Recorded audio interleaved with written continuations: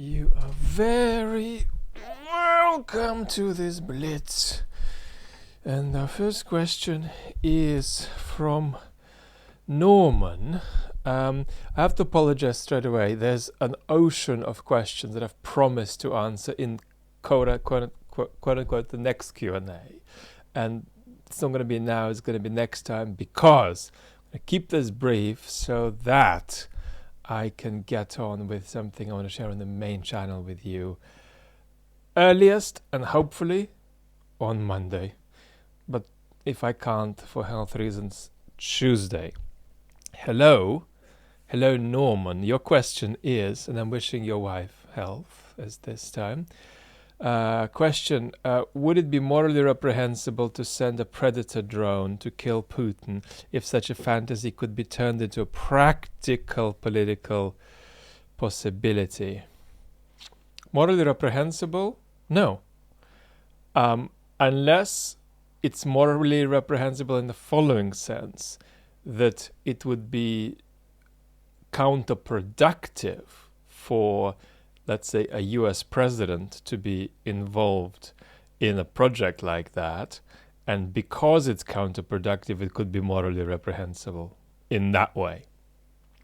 So the problem isn't morality here. The problem is that an attempt like that, succeeding or failing, isn't obviously going to create a better world for us.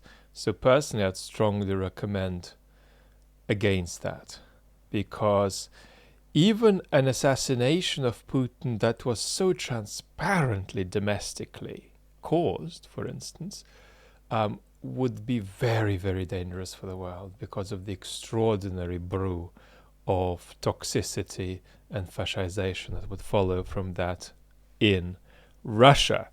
Next question is from Brian. What do you think about the Wagner Sledgehammer sent to the European Union? What do you think the message was and who was it for? Brian, the message was for the domestic audience in Russia. And the logic you want to keep in mind is something like this. We are being knocked, oppressed, cornered by a Western dominated global system.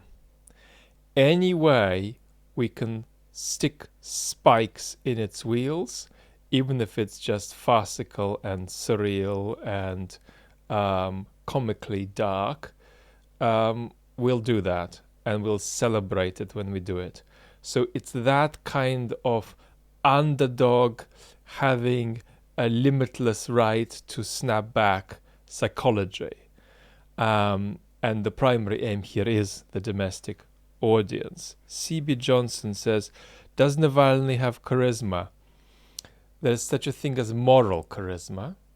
And the longer Navalny survives in prison, the more he's going to have that. His moral charisma, unless he dies, will continue irreversibly growing. Is the passive, this is several people asking, blob in Russia, that 50-65 depoliticized percentage of the population, are they waking up at all as a result of the awful attacks on civilians and Ukrainian infrastructure? No. So the thing about that blob in the middle is that they are in denial, and the more you show them Russian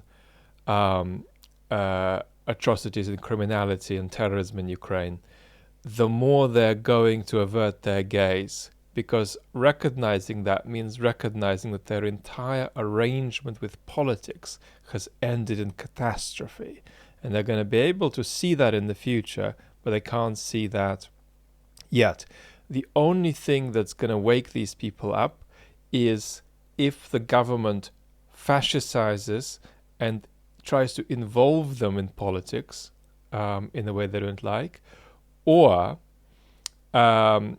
if the regime collapses, or if increasingly they feel that even the most minimal aspirations for the war are looking like they're going to fail. So the war doing very, very badly has more of an effect on waking that blob in the middle up than the atrocities themselves. In my opinion, the ghastliness of what's happening now which is just, beyond words, actually does not have the effect of waking them up. If anything, it makes them deny reality more. Will Russia close borders? I've been of the opinion for quite a few months now that the trend is in that direction. So have I changed my mind about that? No, I still think that's the trend. It's a situation where anything can happen, but I think that over time it shouldn't shock us if what happens isn't a sort of a blanket closure of the border, but an incremental closure of the border, like the partial mobilization that we've seen happen. What is the Kremlin's argument about the collapse of the West? Well, I mean, they try to make that argument partly a self-fulfilling prophecy, and partly they're looking for civil war in the United States, for democratic collapse in Western Europe. They, I would say, have got hold of the right stick the wrong way around here. In other words, they're genuine patterns of democratic decline in the West, but the Russian story about imminent Western collapse has no bearing on reality. The problem they've got now is that this story about the West collapsing has become a kind of self-reinforcing doctrine for folks in the Kremlin, partly because it increasingly looks like it's their only strategy to win the war.